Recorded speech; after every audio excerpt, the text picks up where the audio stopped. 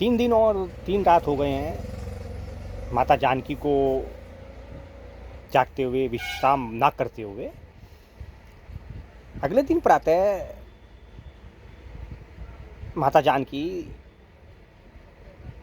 देवी त्रिजटा, जिनको वो कौशल्या के समान आदर प्रदान करती हैं, माता मानती हैं, उनसे पूछती हैं देवी सीता, माँ कहकर पुकारती हैं देवी त्रिजटा को, जबकि यद्यपि वो राक्षसी है लेकिन सत्व गुण से संपन्न है, प्रभु श्री राम के चरणानुरागी है,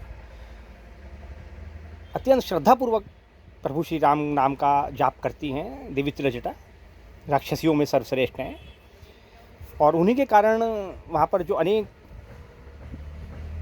राक्षसियाँ हैं उनकी आज्ञा का पालन करती हैं। यद्यपि उनमें से बहुत सारी अति सुंदर राक्षसियाँ भी हैं जिन्होंने रावण के साथ कई रातें गुजारी हैं और वो देवी सीता को अक्सर उनकी अनुपस्थिति में, त्रिजटा की अनुपस्थिति में परेशान भी करती हैं, डराती भी हैं, धमकाती भी हैं। किंतु जब से महावीर बजरंग बली लंका में आग लगाकर उसको राख करके और रावण को एक सबक सिखा करके वापस गए हैं, तब से ये जो देवी त्रिजटा के साथ अनेक राक्षसियाँ जिन्होंने रावण के साथ कई रातें गुजारी हैं और जो रावण को बहुत प्रिय हैं और उसके हर नक्शे कदम पर चलती हैं, उसकी हर आज्ञा का पालन करती हैं, तब से ये सबसे ज़्यादा डरी हुई रहती हैं। और जब से देवी त्रिजटा का जो स्वप्न है वो सच हुआ है अगले दिन, तब से ये माता सीता का हृदय से बहुत ज़्यादा आदर करती हैं। और अब ये जो कार्य रावण के लिए क्या करती थी वही कार्य अब ये देवी त्रिजटा के लिए करती हैं। पहले ये जो कुछ अशोक वाटिका में देवी सीता माता त्रिजटा से अर्थात देवी त्रिजटा से बताया करती थी या वार्तालाप किया करती थी, वो सब ये सुन करके उसमें नमक मिर्च लगा करके रावण को बताया करती थी जा करके। और अब उल्टा करने लगी हैं।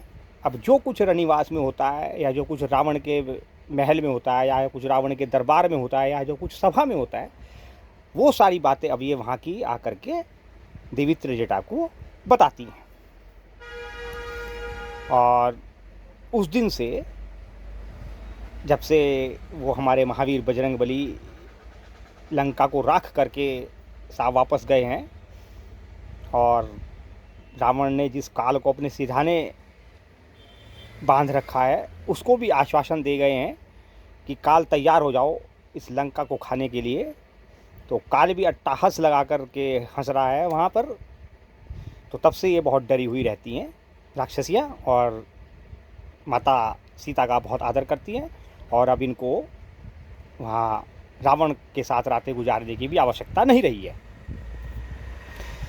तो जब 3 दिन 3 रातें हो जाती हैं और अगले चौथे दिन प्रातःकाल थोड़ा सा भाव विवल होकर माता जानकी देवी त्रिजटा से पूछती हैं, माते हमें ये बताइए, ये बताओ माते, 3 दिन हो गए हैं, प्रभु ने कोई संकेत तक प्रदान नहीं किया और कोई ऐसी सूचना न तो दरबार से आई है न रनिवास से आई है, कुछ ऐसा आया ही नहीं है। तो देवी त्रिजटा बोली, एक पुत्री सीते, ऐसा तो नहीं मैं मान सकती कि प्रभु श्री राम लंका में कदम रखें और कोई सूचना ना दें, अपने आने का कोई परिदृश्य उपस्थित ना करें, ऐसा नहीं मैं मानती, कोई संकेत ना दें, ऐसा तो मैं बिल्कुल नहीं मान सकती। किंतु पता नहीं क्यों ऐसा लग रहा है कि यहाँ पर हम बैठे हैं और हमारे से कुछ चीज़ मिस हो रही है या कुछ छुपाया जा रहा है, या तो वो डर की वजह से छुपाया जा रहा है या फिर उसका कोई और भी कारण हो सकता है। तो जो रावण की अति प्रिय वहाँ पे 4 राक्षसियाँ थी, दासियाँ थी, जिन्होंने कई रातें गुजारी रावण के साथ। उनमें से 2 हँस पड़ी बहुत तेज। एक का नाम कनिष्का था, एक का नाम मध्यमा था। तो जब वो ज़ोर-ज़ोर की हँसने लगी तो देवी त्रिजटा को बड़ा शक हुआ। उन्होंने कनिष्का मध्यमा को इशारे से बुलाकर पूछा, इधर आओ। तुम हमारी बात पर क्यों हँसी, ये बताओ पहले। वो जो मध्यमा थी ना, वो कनिष्का थी, बहुत तेज थी, बड़ी चालू किस्म की थी वो। और जो मध्यमा थी वो तेज तर्रार थी। तो बहुत देर तक तो वो हंसती रही खिलखिला करके। फिर वो बोली, अब वो मौसी कहने लग गई हैं। पहले वो सीधे सीधे त्रिजटा कहा करती थी, इतनी बदतमीज़ थी ये चारों कि अपनी माँ की उम्र को, वहाँ से भी बड़ी होंगी त्रिजटा, उनको ये नाम लेकर पुकारती थी। लेकिन जब से वो महावीर बजरंगबली वहाँ कांड करके गए हैं ना, सुंदर कांड, तो तब से ये देवी त्रिजटा को मौसी कहने लगी हैं। क्या गजब होता है साहब, क्या रंग बदलती है दुनिया। ये केवल आज ही नहीं बदलती, उस समय भी बदला करती थी भाई। बहुत सारी रामायण पढ़ी है मैंने, तो वहाँ पर मैंने जब ये कुछ ऋषियों की और मनीषियों की बातें पढ़ी, बड़ा आनंद आया साहब। अलग अलग ऋषि मुनियों ने बड़े अलग अलग अंदाज में साहब हनुमान जी के होते हुए अंगद को भेजने के जो है कारण का वर्णन किया है। बहुत अच्छा लगता है। ब्रह्मचर्चा है ये भी एक तरह की।